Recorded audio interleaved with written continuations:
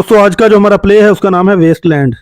Elliot ने इसको लिखा है 1922 में, ऐसा लिखा गया था। तो चलिए अपने टाइम को वेस्ट किए बगैर इसे शुरू करते हैं। वेस्ट का मतलब होता है ज़ाया करना और लैंड का मतलब होता है ज़मीन, यानी वेस्ट लैंड हमारा टाइटल है, उसका मतलब है अपनी ज़मीन को ज़ाया करना। तो इलियट इसमें कहता है कि हम किस तरह के लोग हैं कि हम cans, poly bag, rappers, grass leaves, mud वगैरह को लाखों किलोमीटर सड़क पर फेंक देते हैं। हम इनको कहीं छुपाते भी नहीं हैं, यानी कैसे हम अपने रोड्स को गंदा कर रहे हैं। तो कहता है जब गाड़ियों की लाइट इन पर पड़ती है, सूरज की रोशनी इन पर पड़ती है, तो यही पॉली बैग, कैन वगैरह रोशनी में चमकते हैं और हमारी सड़कों को और भी ज्यादा गंदा बना देते हैं।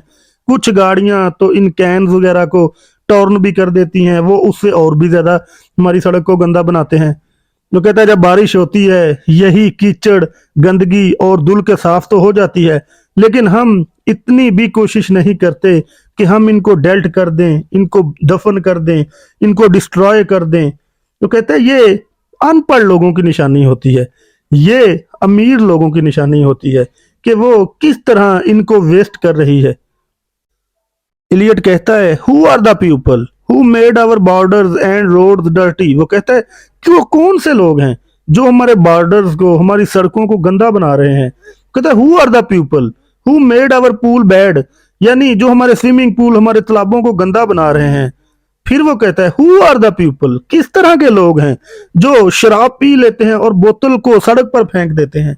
कहता है कैसे लोग हैं ये, कौन लोग हैं, कहां से आते हैं ये ऐसे लोग। वो कहता है किस तरह की सोसाइटी में हम रहते हैं, हाउ इज आवर सोसाइटी, यानी हमारी सोसाइटी कैसी है। That created millions of ton metals, यानी जो मिलियंस ऑफ टन में मेटल पैदा कर रही है। That can make our land dirty, जो हमारी जमीन को गंदा बना रही है। वो कहता है कैसे लोग हैं, कहां से आते हैं कि वो छोटे से सफर के लिए 30 फीट लंबी गाड़ी सिलेक्ट करते हैं। कहता है कहां से आते हैं ऐसे लोग।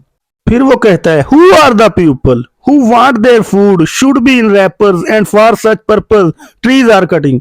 वो कहता है कहां, कैसे लोग हैं, कहां से आते हैं जो चाहते हैं कि उनकी खुराक रैपर्स के अंदर हो और इस मकसद के लिए वो दरख्तों को काटते जा रहे हैं। कहते हैं कैसे लोग हैं जो दरख्त जो होते हैं मुल्क की खूबसूरती में कितना इजाफा करते हैं, लेकिन लोग अपनी खुराक के लिए इनको काटते जा रहे हैं। फिर वो कहता है who are the people that are making rivers poison by throwing their rubbish. वो कहता है हम कैसे लोग हैं कि हम अपने घरों का कूड़ा करकट दरियाओं में फेंक कर दरियाओं के पानी को गंदा बना रहे हैं। फिर वो कहता है they are uneducated people, they are rich people, ये अनपढ़ लोग हैं, ये अमीर लोग हैं।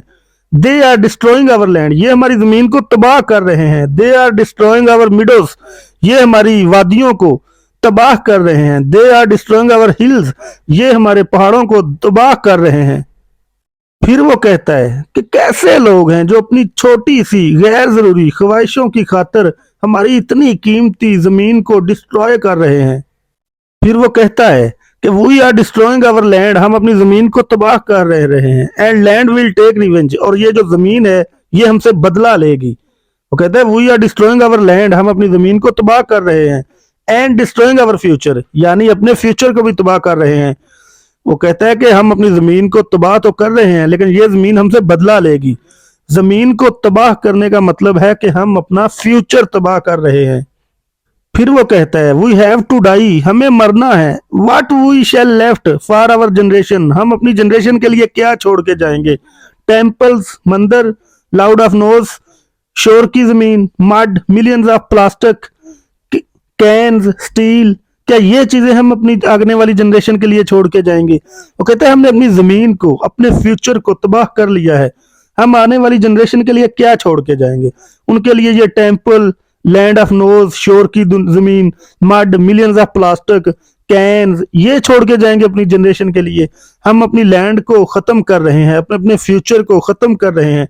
हम अपनी आने वाली जनरेशन के लिए क्या छोड़ के जा रहे हैं, हम उनके लिए कुछ भी नहीं कर रहे।